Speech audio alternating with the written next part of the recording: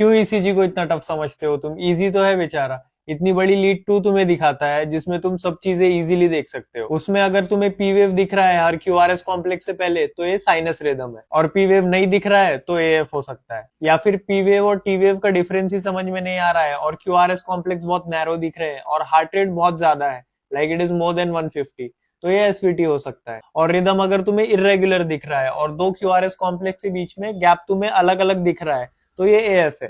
T wave अगर तुम्हें toll, narrow और पॉइंटेड दिख रही है तो ये हाइपरकेलेमिया है। और अगर तुम्हें टी वेव फ्लैट दिख रही है या फिर यू वेव दिख रही है जो हमें नॉर्मली दिखती नहीं है आफ्टर टी वेव, तो ये हाइपोकेलेमिया है। देन उसके बाद तुम पीआर इंटरवल देख लो, अगर पेशेंट ब्रैडिकार्डिया में है तो पीआर इंटरवल अगर प्रोलॉन्ग दिख रहा है तो ये फर्स्ट डिग्री हार्ट ब्लॉक है। और अगर पीआर इंटरवल प्रोलॉन्ग भी है और बीच में ही क्यूआरएस कॉम्प्लेक्स गायब हो रहा है तो ये सेकंड डिग्री हार्ट ब्लॉक है। अब देख लो तुम्हें, सिर्फ लीड 2 ने तुम्हें कितना कुछ बता दिया ईसीजी में। और अब बाकी चीजें तुम्हें V1 में मिल जाएंगी। राइट साइड लीड है ये तुम्हें सारे अरिथमियाज या बंडल ब्रांच ब्लॉक्स दिखा देगा। इसमें अगर तुम्हें क्यूआरएस कॉम्प्लेक्स वाइड दिख रहा है तो 3 पॉसिबिलिटीज हो सकती है। वीटी हो सकता है, राइट बंडल ब्रांच ब्लॉक हो सकता है, या फिर हाइपरकेलेमिया हो सकता है। अगर तुम इन तीनों चीजों में कंफ्यूज हो रहे हो तो सारे लीड्स देखो, उसमें तुम्हें क्यूआरएस कॉम्प्लेक्स अगर वाइड दिख रहा है और रेगुलर है रिदम तो इसको वेंट्रिकुलर टाइकार्डिया जैसे ही ट्रीट करो। और V1 और V2 जरूर देख लेना ब्रूगार्डा पैटर्न के लिए, जिसमें तुम्हें ऐसे कू एसटी एलिवेशन मिलेगा अलॉन्ग विद टी इन्वर्जन। और उसी V1 से जब तुम थोड़ा नीचे आओगे तो तुम्हें वेलन सिंड्रोम भी दिख सकता है, जिसमें हमें डीप टी वेव इन्वर्जन दिखती है V2 और V3 में, या फिर बाइफेजिक टी वेव भी दिख सकती है V1 V2 में, कुछ ऐसे। ये जरूर देखना है तुम्हें, क्योंकि अगर ये तुम्हें दिखा तो समझ जाओ पेशेंट का एलएडी पूरा ब्लॉक्ड है।